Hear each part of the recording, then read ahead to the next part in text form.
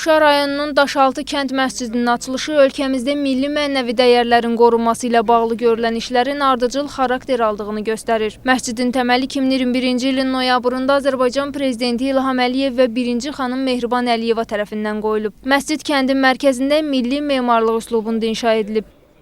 Məscidin minarələrinin hündürlüyü 22,5 metr təşkil edir.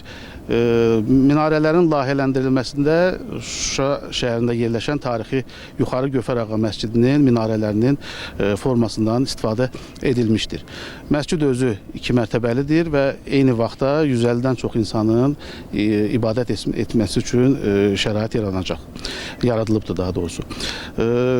Məscid ölkə prezidentinin işğaldan azad olunmuş ərazilərdə tarix memarlıq abidələrimizin bərpası və yenidən qurulması ilə bağlı verdiyi tapşırıqlara uyğun inşa edilmişdir.